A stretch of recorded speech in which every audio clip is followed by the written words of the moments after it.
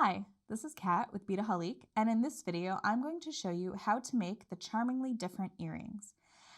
I am a huge fan of mixing metals, so when I get to work with such pieces like this from Nunn Design, I am always excited to create a piece that is mixed metals. But I'm going one step further with this.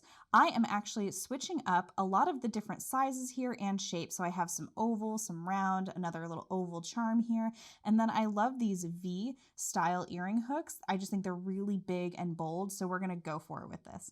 So the only tools that you're going to need to complete this earring is 2 pairs of chain nose pliers. Now I have my chain nose pliers and my bent nose pliers, but 2 chain nose pliers will work just fine. Okay, so let's do a little rearranging here. I want to kind of show you the idea that I had. So I'm going to do one that's in gold and one that's in silver here. So I'm going to go ahead and set these other 2 aside. So if you wanted to, you could make a second pair of earrings because you'll have one left over from each. Now I want to use the jump rings here, and everything I'm working with here is Nunn Design. So what I want to do is I'm going to do the silver with the gold and the gold with the silver, and then I'm going to reverse it here at the bottom. Now I'm going to go with the jump ring that is the color of the center piece to kind of give it a little something different. So what I'm going to do is do a gold jump ring here and a gold jump ring here because you're really going to see that jump ring on that gold. So I thought it would be really pretty to do it that way. You can also switch it around and do it the other way as well. So this is what we're going to be constructing here. Now, what I want to point out to you is that obviously we have this one that's a little bit larger. So you're going to have 2 different sizes, but hey, let's go for it. Why not? Okay, so let's come in here and let's grab our jump rings. Now these are really nice and thick jump rings, so you want to get a good grip on them. And go ahead and open that up really nice and wide. Now, one thing I want to talk to you about is with these, they are oval jump rings. So let's go ahead and make sure that we have our seam that's going to come to the back. So when you slip that other piece on, you have that seam in the back there. So we don't want to have that in the front. So go ahead and now grab your pliers, and we are just going to close up that jump ring. And we have our first little component ready to go. All right, so now, I'm sure you guessed it, we are going to come to this side here, and we are going to open up this jump ring and slide it on to this side here. And now we're going to slide on our earring hook.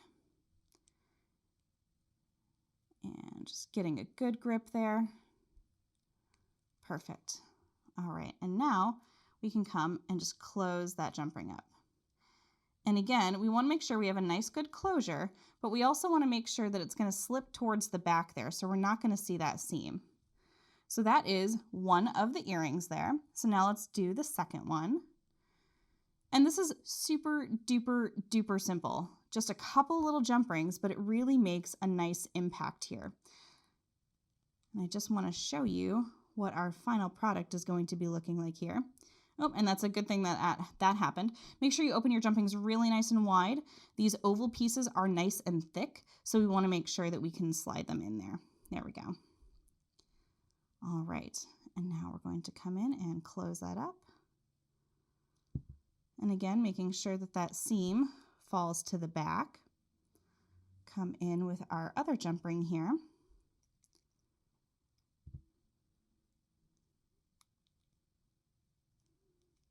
And I'm just going to rotate that a little bit so it's easier for me.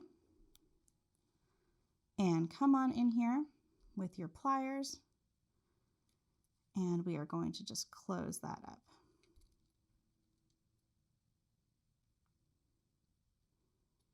Perfect.